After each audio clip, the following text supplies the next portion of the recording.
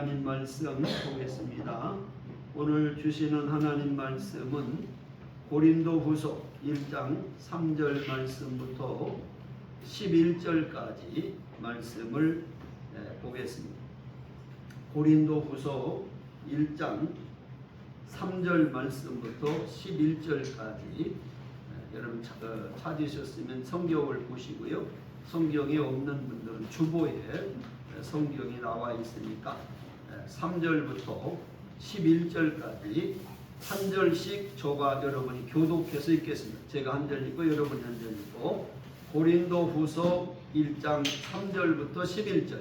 자, 봉독합니다. 찬송하리로다. 그는 우리 주 예수 그리스도의 하나님이시요 자비의 아버지시요 모든 위로의 하나님이시며 우리의 모든 환난 중에서 우리를 위로하사 우리로 하여금 하나님께 받는 위로로서 모든 환난 중에 있는 자들을 능히 위로하게 하시는 이시로다. 그리스도의 고난이 우리에게 넘친 것 같이 우리가 받는 위로도 그리스도로 말미암아 넘치는도다. 우리가 환난하는 것도 너희가 위로와 구원을 받게 하려는 것이요 우리가 위로를 받는 것도 너희가 위로를 받게 하려는 것이니 이 위로가 너희 속에 역사하여 우리가 받는 것 같은 고난을 너희도 견디게 하느니라. 너희를 위한 우리의 소망이 견고함은 너희가 고난에 참여하는 자가 된 것 같이 위로에도 그러할 줄을 알미라. 형제들아, 우리가 아시아에서 당한 환난을 너희가 모르기를 원하지 아니하노니 힘에 겹도록 심한 고난을 당하여 살 소망까지 끊어지고 우리는 우리 자신이 사형 선고를 받은 줄 알았으니 이는 우리로 자기를 의지하지 말고 오직 죽은 자를 다시 살리시는 하나님만 의지하게 하심이라. 그가 이같이 큰 사망에서 우리를 건지셨고 또 건지실 것이며 이 이후에도 건지시기를 그에게 바라노라. 다같이 너희도 우리를 위하여 간구함으로 도우라. 이는 우리가 많은 사람의 기도로 얻은 은사로 말미암아 많은 사람이 우리를 위하여 감사하게 하려 함이라. 아멘. 오늘 말씀의 제목은 위로의 하나님. 따라합시다. 위로의 하나님. 위로의 하나님. 미국 인디애나 주의 어느 시골 마을에서 감동 어린 소박한 일이 있었습니다. 브라이언이라고 하는 이름을 가진 15살 먹은 소년이 브레인 튜머라고 하는 병을 앓게 되었다고 합니다. 이 병은 우리가 뇌종양과 비슷한 것인데 이 소년이 이 병에 걸려서 수술을 받고 방사선 치료를 계속해서 받게 되었어요. 그래서 어느 정도 시간이 지난 다음에 이제 많이 회복이 되어서 이 소년이 학교에 나가게 되는데 오랜 기간 동안 방사선 치료를 받은 결과로 인해서 머리가 다 빠져버린 거예요. 근데 이 머리를 빠진 모습을 가지고 이제 학교에 나간다고 하는 소식을 그 학급 친구들이 알게 됐어요. 시골 학교다 보니까 한 학급에 학생들이 한 20명 정도 되었다고 합니다. 근데 이제 자기 친구인 브라이언이라는 이 친구가 방사선 치료 후에 머리가 다 빠진 상태로 나온다는 소식을 듣고 온 학교의 그 학급의 학생들이 어떻게 우리가 친구 브라이언을 맞이할까 생각하다가 전체 학생들이 의논하고 머리를 전부 삭발했다는 거예요. 왜냐하면 친구가 왔을 때 자기만 머리를 다 삭발하고 방사선 치료로 그러고 나오면 얼마나 부끄럽고 자존심이 상할까. 우리 친구들이 저를 위로하기 위해서 똑같이 머리 깎자. 그리고 다 깎았다.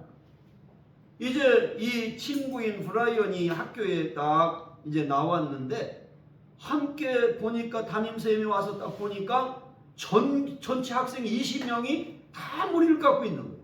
그 내용을 알고 그 선생님이 엉엉 울었다 하는 기사가 나온 것을 봤어요. 이게 무슨 얘기냐면 바로 이렇게 어려움을 당하고 고통을 당하고 또 이런 큰 시험에 빠져 있는 친구를 위해서 함께 동참해주고 함께 하나가 되는 이것이 바로 위로라고 하는 것을 말하고 있어요. 오늘 성경에도 보면 고린도후서 1장 7절에 너희를 위한 우리의 소망이 견고함은 너희가 고난에 참여하는 자가 된 것 같이 위로에도 그러할 줄을 알미라. 우리가 고난에 동참한 것처럼 또 이렇게 위로에도 같이 동참하는 자가 되어야 된다 하는 말씀을 주시고 있어요. 우리 그리스도인들이라고 하는 것은 어떤 절망적인 상황, 어떤 고난의 상황에 우리도 빠질 수가 있다고 하는 거예요. 그냥 안 믿는 사람만 어려움을 당하는 것이 아니라 믿음을 가진 사람도 많은 고난과 시련과 아픔과 실패와 병마가 온다는 거예요. 어떤 때는 이 세상을 포기하고 싶고 이제는 더 이상 살아갈 희망이 없는 이런 절망적인 상황이 우리에게 올 수 있다는 거예요. 오늘 본문에 나오는 이 고린도 교회라고 하는 교회는 우리가 역사적으로 보면 항구 도시고 교통과 무역의 중심지인 도시가 이 고린도라는 도시였어요. 특별히 히랍 세대에 상업이 번창했던 대단히 부유한 도시가 이 고린도라고 하는 도시였어요. 또 아가야라고 하는 지역의 수도가 이 고린도였고 또 로마의 관리와 로마의 군대가 주둔할 만큼 대단히 번성하고 부유하고 또 향락이 빠져있던 이런 도시가 고린도라고 하는 도시였어요. 그래서 바울이 가서 전도할 때에 누가 전도를 주로 받아들였냐면 이 고린도 지역에서 대부분 서민들, 가진 것도 없고 배운 것도 없고 많은 사람들이 잘 살고 잘 먹고 잘 지내지만 이렇게 소외된 사람들, 늘 좌절감에 빠져있던 사람들, 이런 사람들이 바울이 전한 예수를 믿으라고 할 때 예수를 믿게 됐다는 거예요. 근데 문제는 뭐냐면 이렇게 새로운 희망을 선택해서 예수를 믿었는데 그 믿음 때문에 내가 예수 믿는 것 때문에 극심한 박해를 받고 교회 내부에서는 이단이 침투해서 혼란이 일어나고 교리 논쟁으로 인해서 많은 그리스도인들이 괴로움과 고난 속에 상처를 받고 있었다는 거예요. 여기에 이 바울이 이 편지를 보낸 겁니다. 뭐라고 하냐 오늘 1절 3절에 보면 찬송하리로다 그는 우리 주 예수 그리스도의 하나님이시여 자비의 아버지시여 모든 위로의 하나님이시다. 오늘 3절 말씀이 설교 제목이에요. 그래서 3절 하반절에 보면 하나님은 어떤 하나님이냐? 자비의 사랑의 하나님이시고 모든 자의 위로를 주시는 위로의 하나님이시다. 이렇게 오늘 사도 바울이 고린도 교회 성도들에게 격려와 소망을 주는 메시지가 오늘 본문의 말씀이라는 거예요. 오늘 본문 말씀에 보면 위로라고 하는 단어가요, 요 짤막한 말씀 중에 몇 번이 나온 줄 아세요? 10번이 나와요. 10번. 성경에 보시면 3절에도 위로의 하나님, 4절에 보면 위로하사, 위로로서 위로하게, 그 다음에 5절에 보면 하반절에 위로도, 그 다음에 6절에 너희가 위로로, 그 다음에 위로를 받는 것도 너희가 위로를 받게 하려는 것이니 이 위로가 너희 속에 역사하느니라. 7절 하반절에도 위로에도, 그러니까 위로를 딱 쳐보면 10번이 딱 나와. 위로. 우리 하나님은 위로하시는 하나님이다. 위로라는 말을 연속적으로 하고 있어요. 그래서 이 위로라는 단어가 이 성경이 기록된 헬라어의 무슨 단어인가 보니까 파라칼레오라는 단어예요. 파라칼레오. 이 파라칼레오라는 단어를 썼는데 이 파라칼레오라는 말을 해석해 보니까 위안을 주다, 격려하다, 기쁘게 하다, 용기를 북돋우다, 그런 뜻을 들었어요. 그러니까 위로라고 하는 말이 뭐냐?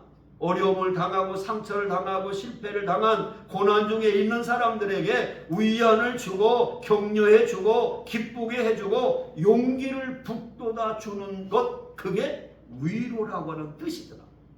성경에도 보면요, 하나님은 이스라엘 백성들을 항상 위로의 말씀을 주셨어요.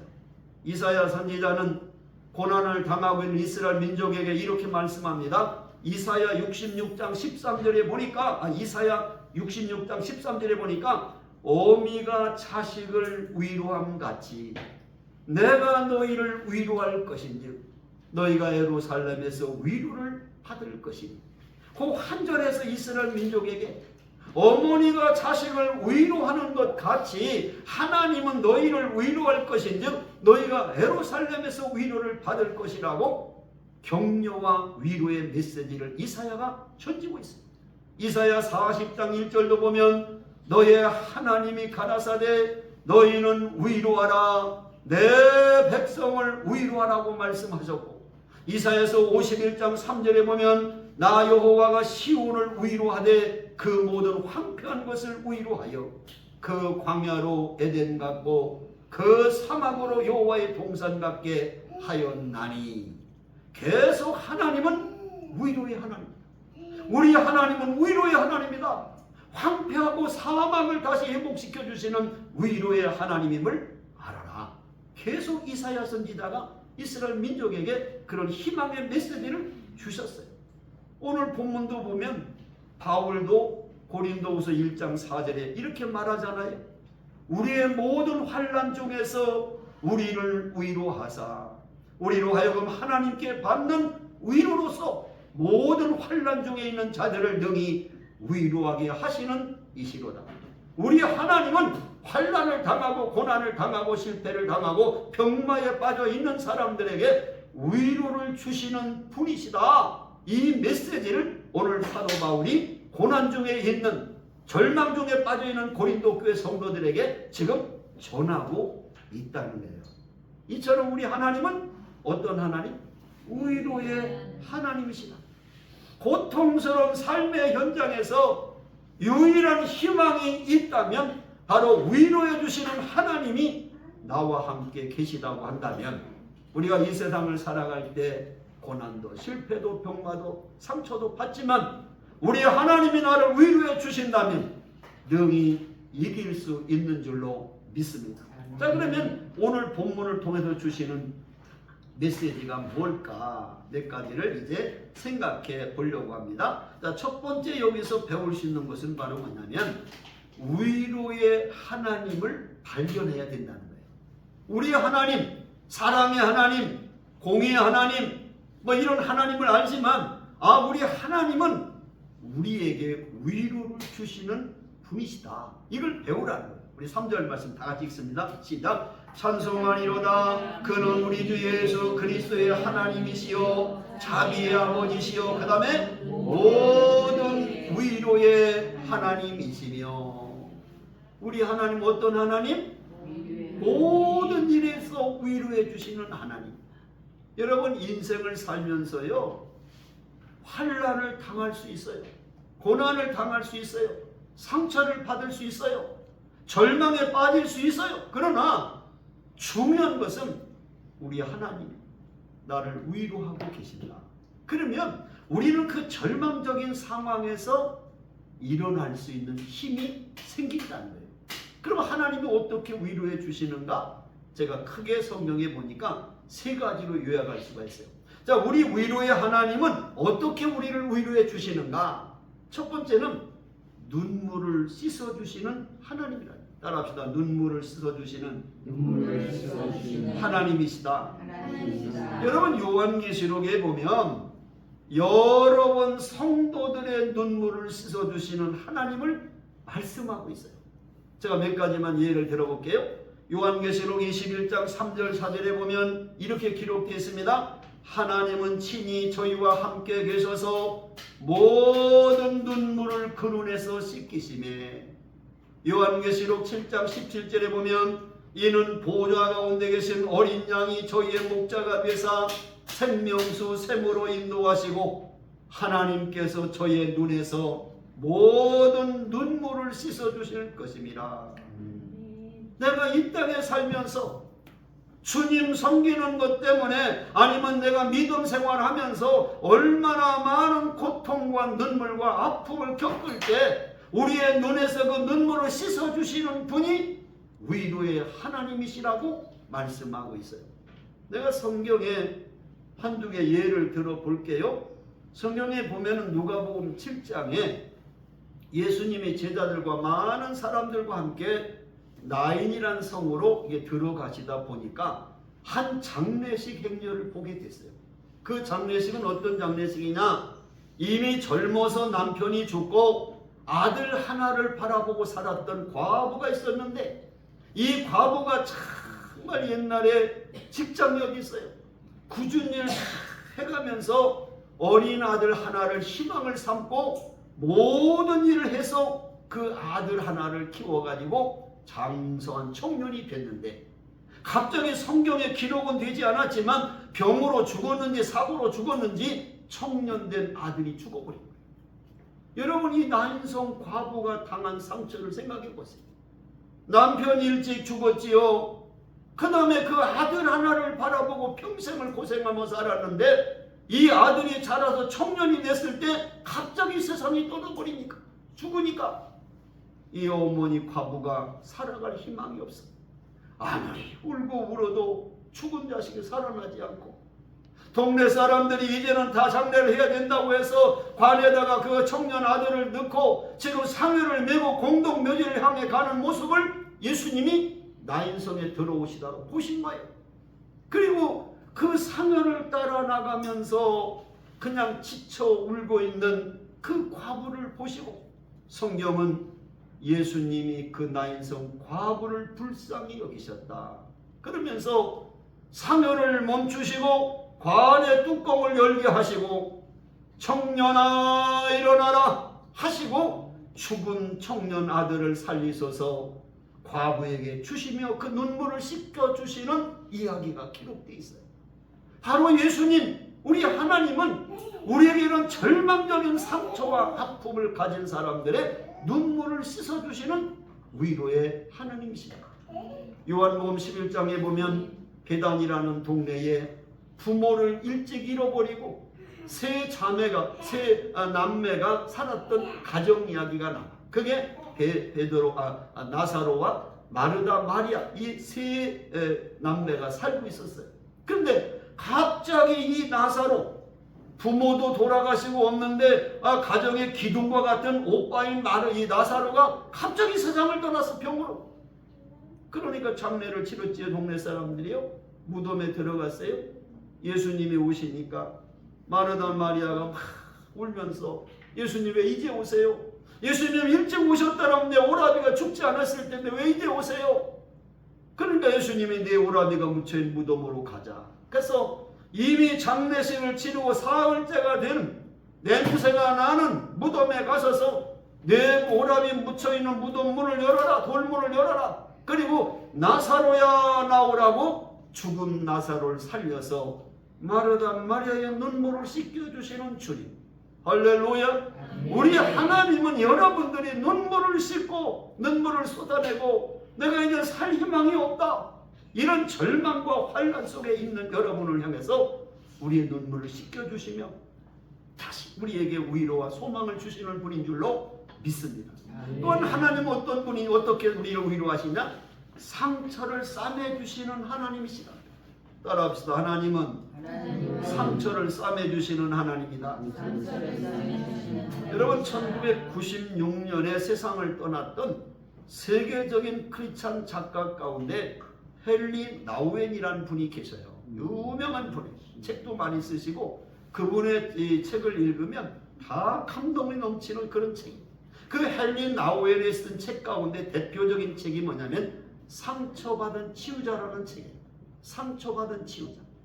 되게 좋은 책입니다. 이 책에 보면은 무슨 얘기냐면 예수님의 이야기를 해요. 예수님이 이 땅에 오셔서 짧은 33년의 생애를 살았지만 예수님만큼 상처받은 사람이 없다는 거예요. 왜? 사랑하는 제자들에게 버림을 받았지요. 배신을 당했지요. 마지막에는 십자가에 못 박혀 고통의 상처를 받으셨지요. 예수님만큼 이 땅에서 짧은 생애를 살면서 고난과 아픔을 겪으신 분이 있느냐는 거예요. 그렇게 주님 따라다니며 할렐루야하고 말씀 듣던 사람들이 십자가에 못 박으라고 예수님을 갖다가 배신하고 사랑하는 베드로도 주님을 모른다고 3번이나 부인하고, 가룟 유다는 예수님을 은삼지에 바로 먹어버리고, 여러분 가장 내 가까운 사람들로부터 배신당했을 때, 버림받았을 때 그 상처가 얼마나 큰지 모른다 그 말. 그렇게 예수님은 어마어마한 상처를 받았어요. 그분의 주장은 뭐냐? 이렇게 상처받았던 주님만이 상처받은 우리를 진정으로 위로해 줄 수 있다는 거예요. 믿으십니까? 시편 기자는 시편 147편 3절에 이렇게 말해요. 하나님은 상심한 자를 고치시며 저의 상처를 싸매시는도다. 이사야서 42장 3절에 보면은 상한 갈대를 꺾지 아니하며 꺼져가는 등불을 끄지 아니하고 진리와 공의를 베풀 것이다. 하나님은 상한 갈대를 꺾지 않는, 이렇게 상처받은 사람들을 다시 회복시키시는 일을 행하신다는 거예요. 여러분, 3번이나 예수님을 부인해서 실패한 베드로가 다시 옛 직업으로 고기를 잡으러 갈릴리 호수에 갔을 때 예수님이 그냥 버리셨습니까? 너 어떻게 나를 3번이나 모른다고 부인하냐? 이렇게 하지 않았잖아요. 부활하신 예수님이 베드로를 찾아가셔서 옛 직업으로 돌아간 뒤 베드로에게 너 나를 사랑하냐? 내가 나를 사랑하냐? 사랑하냐? 3번을 물으시고 다시 그 상처를 싸매고 내 양을 먹이라, 내 양을 치라고 회복시켜 주시는 이야기가 요한복음 21장에 기록되어 있잖아요.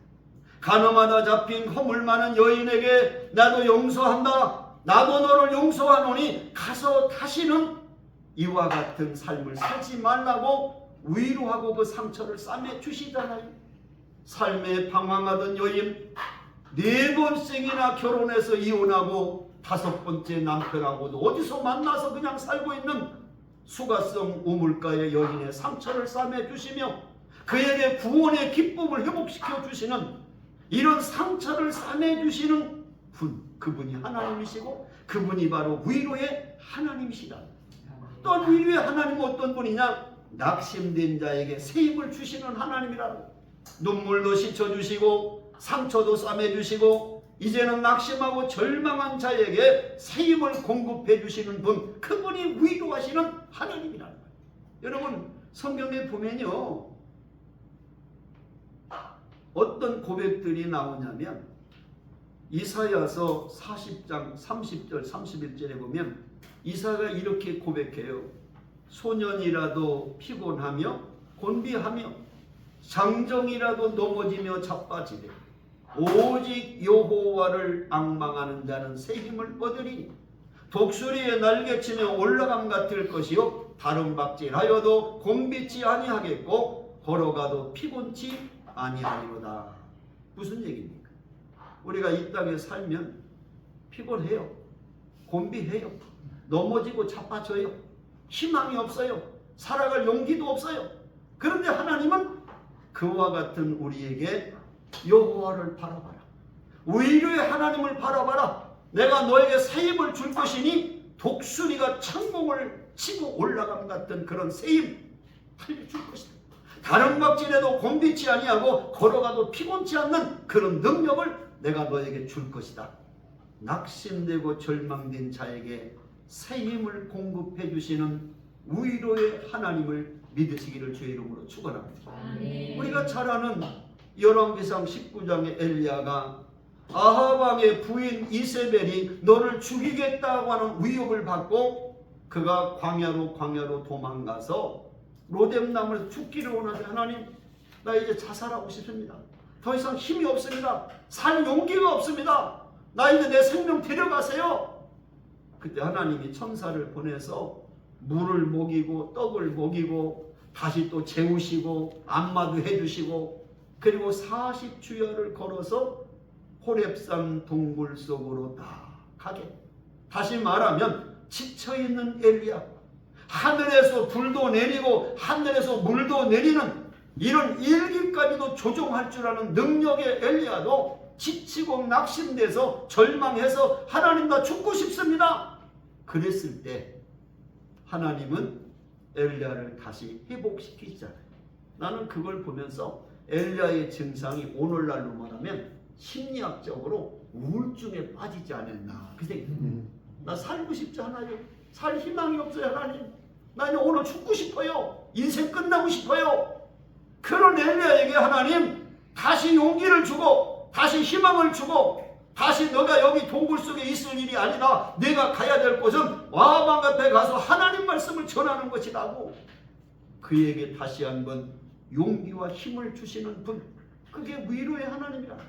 그게 위로의 하나님은 우리의 눈물도 씻겨주시고 우리의 상처도 싸매주시고 또 우리에게 낙심된 자에게 용기와 희망을 주시고 다시 한번 새 힘을 주시는 분, 믿으십니까? 아멘. 그런 하나님이 누구예요? 우리 아버지시라는 거예요. 우리 아버지. 여러분의 인생도 어떤 사람은 눈물을 쏟는 사람이 있을 거예요. 어떤 사람은 너무 큰 상처 때문에 살아갈 힘과 용기가 잃어버린 사람도 있을 거예요. 그때에 이 말씀을 기억하세요. 세상 사람은 나 하나를 버려도 내 가까운 사람까지도 나를 배신해도 우리 주님은 내 눈물을 씻겨주시고 내 상처를 싸매주시고 낙심되고 절망된 나에게 다시 한번 용기와 희망을 주시는 분이시다. 할렐루야. 이런 분이심을 믿으시면 아멘 합시다. 할렐루야. 그러면 두 번째 여기서 가르쳐 주시는 교훈이 뭐냐? 위로의 하나님을 이웃에게 전해야 된다는 거예요.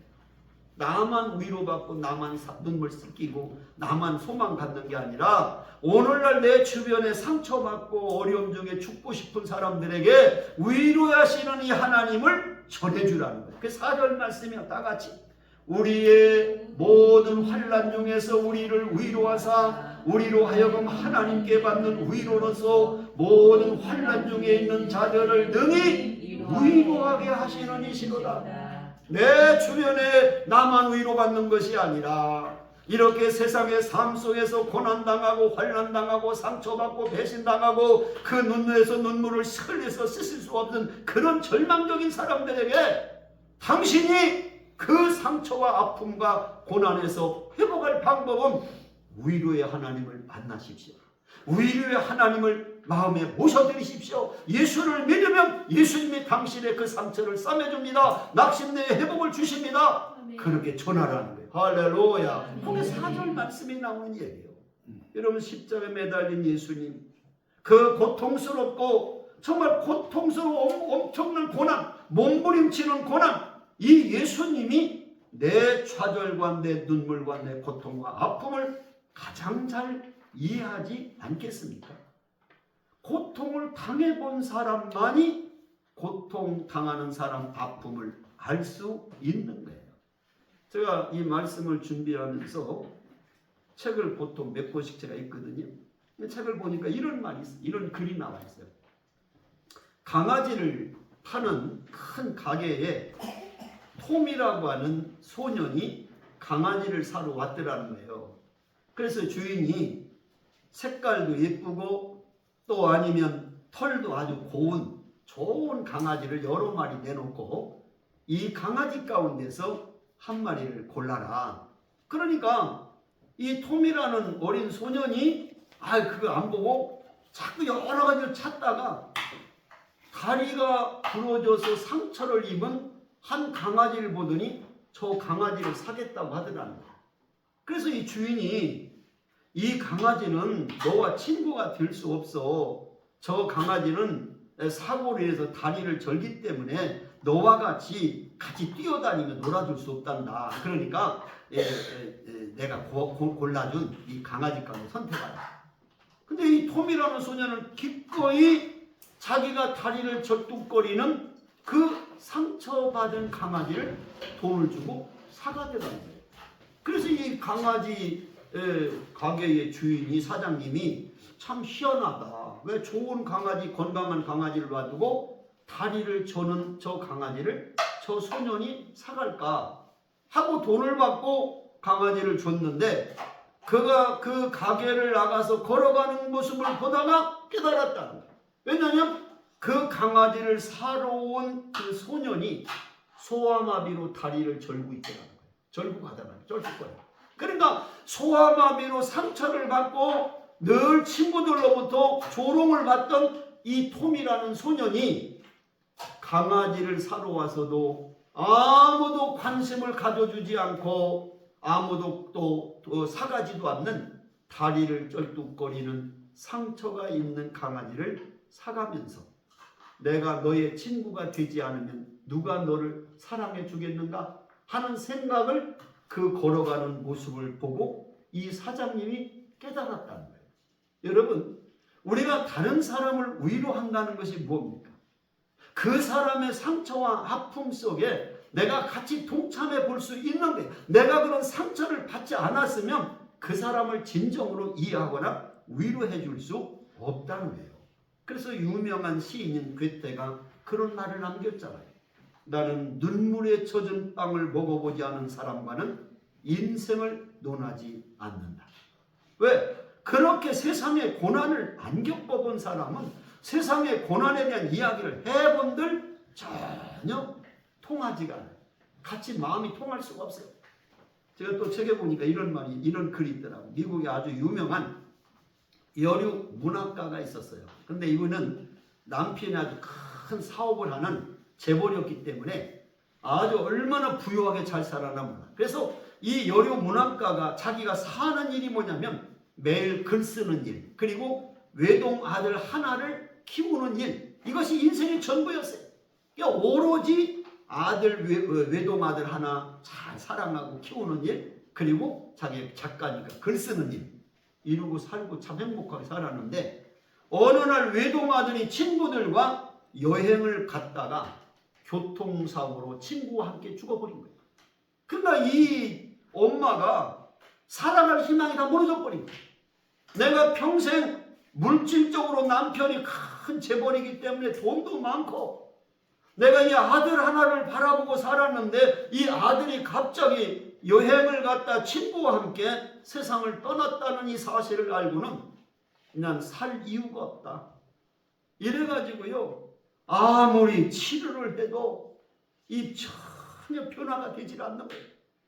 근데 어느 날 갑자기 이 여인이 병원을 1년을 다녀도 치료가 안 되고 이랬는데 갑자기 치료됐다는 거예요.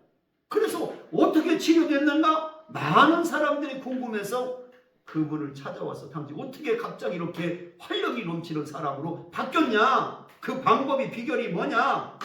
그러니까 그분이 한다는 얘기가 나는요 다른 병원 약 이런 거 치료된 게 아니라 한 사람이 나에게 찾아왔을 때 내가 회복이 됐습니다. 어떤 사람인데요? 내 아들과 함께 여행을 갔다가 같이 죽은 내 아들의 친구 엄마가 찾아와서 내 손을 꼭 붙들고 막 울어주는데 나도 같이 울었습니다.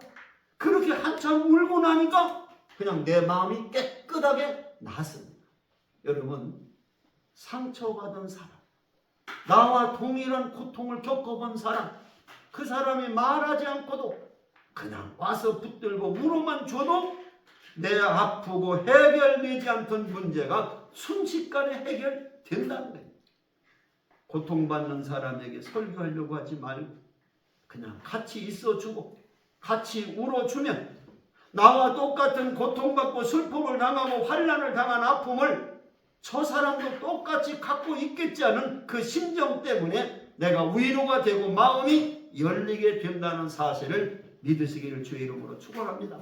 그래서 위로의 하나님을 전해주는 거예요. 내가 당신을 위로해 줄 수 없어. 그러나 우리 주님, 우리 하나님은 당신의 그 아픔을 이해할 수 있고 위로해 줄 수 있어. 이렇게 위로의 하나님을 전해주는 일을 해야 된다 하는 걸 바울이 가리키는 거예요. 그리고 마지막 세 번째는 뭐냐? 위로의 하나님을 신뢰해야 된다. 믿어야 된다. 이 하나님은 전적으로 위로해 주시는 분임을 내가 신뢰하고 믿으라는 거예요. 9절 말씀을 같이 읽습니다. 시작. 우리는 우리 자신이 사형 선고를 받은 줄 알았으니 이는 우리로 자기를 의지하지 말고 오직 죽은 자를 다시 살리시는 하나님만 의지하게 하심이라. 여러분, 위로라고 하는 단어는 곁에 와서 서 계신다는 뜻이에요. 누군가가 나를 위로하기 위해서 내 곁에 와서 서서 계신다. 여러분 성령님의 이 명칭 가운데 보혜사라는 말을 들었을 거예요. 이 보혜사 성령.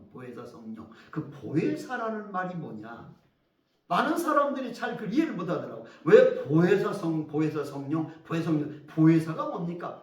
원래 보혜사라는 말은 파라클레토스라는 말, 헬란 말. 그 말은 무슨 뜻이냐면 상담자, 또 이 위로자, 예? 그런 말. 그러니까 다시 말하면 그 여러 가지 이름 가운데 이 보혜사라는 말의 가장 큰 의미는 위로자라고 하는 뜻이 들어있어요. 위로자.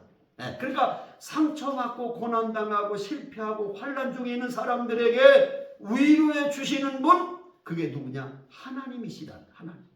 오늘 여러분 이런 위로의 하나님을 여러분이 믿으셔야 돼요. 믿으세요. 오늘 9절 말씀에 금방 읽었죠? 그럼 우리 마음에 사형 선고를 받은 만큼, 또 앞에 8절을 보시면 더하죠? 형제들아, 우리가 아시아에서 당한 환난을 너희가 모르기를 원하지 아니하노니 힘에 겹도록 심한 고난을 당하여 살 소망까지 끊어졌다. 나는 이제 살아갈 희망이 없을 만큼 엄청난 고난을 바울이 당했다는 거예요. 이걸 해석해 놓은 걸 보니까 그 아시아에서 내가 정말 사형 선고를 받은 것처럼 살아갈 소망이 그냥 끊어져 버린, 나는 더 살 수 없다, 이런 그 고난이 무슨 고난이었을까? 많은 성서학자들이 써놓은 걸 보니까 크게 세 가지더라고요.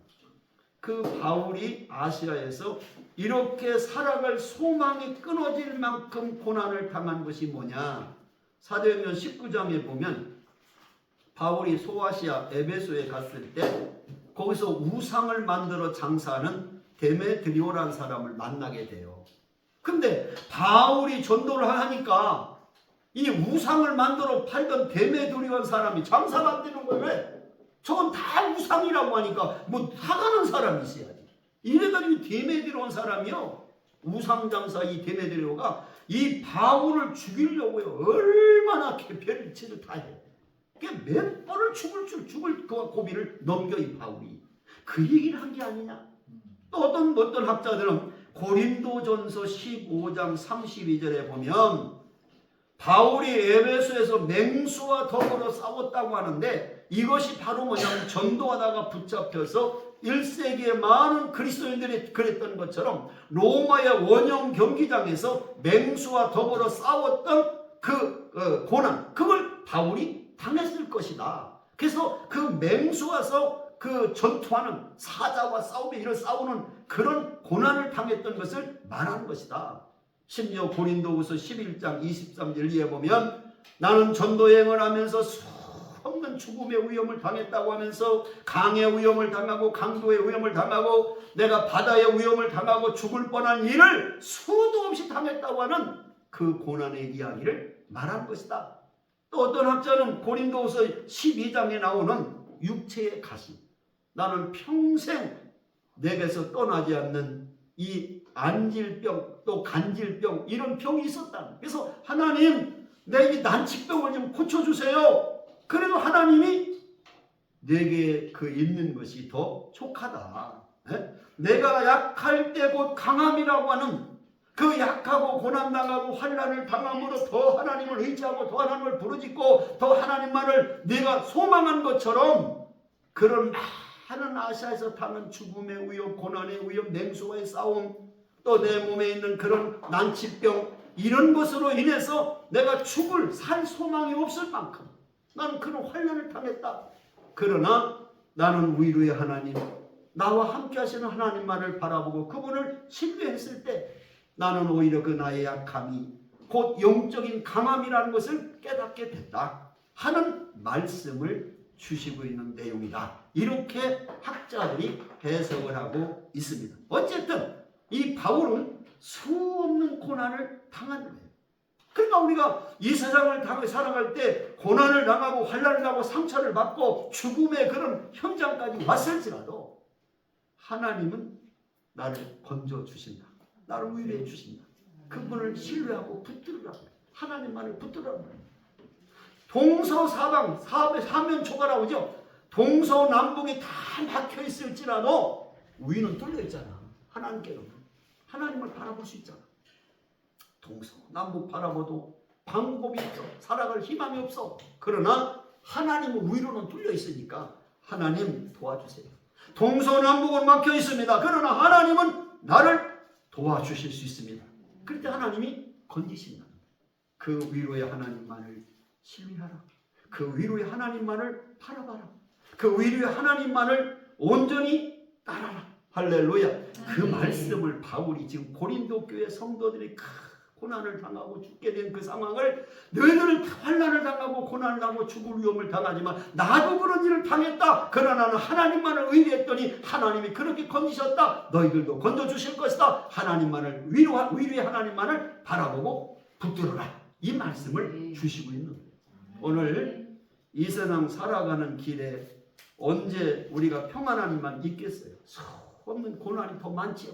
상처도 많지요. 아픔도 많지요. 가까운 사람들로부터 얼마나 많은 배신도 당합니까? 이런 어려운 때에 우리가 누구를 바라봅니까? 누구를 바라봅니까? 위로의 하나님. 눈물을 씻겨주시고 상처를 싸매주시고 나에게 용기를 주시는 위로의 하나님.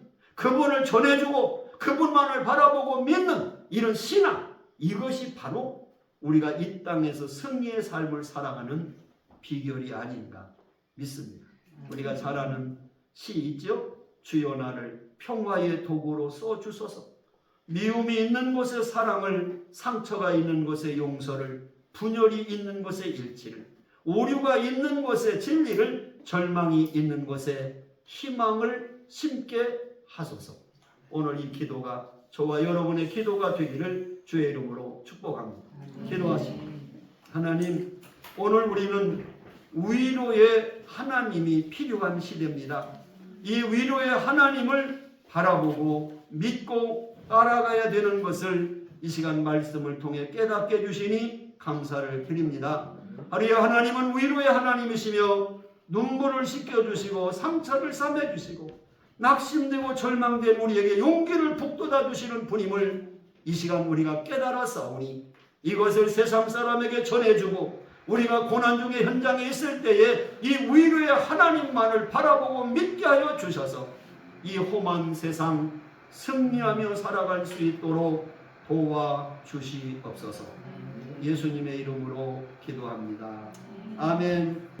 이제는 우리 주 예수 그리스도의 그 크신 은혜와 하나님 아버지의 극진하신 사랑하심과 성령님의 감화 감동 역사 내주 충만 교통하심이 오늘 위로의 하나님을 통해 험한 세상에서도 하늘의 소망 중에 살기 원하는 귀한 성도들 머리머리 위에와 저들의 가정과 자녀와 직장과 기업과 우리 동명성전 동명학교 그리고 중문재단 이민족 위에 영원토록 함께 하시기를 간절히 축원하옵나이다. 아멘.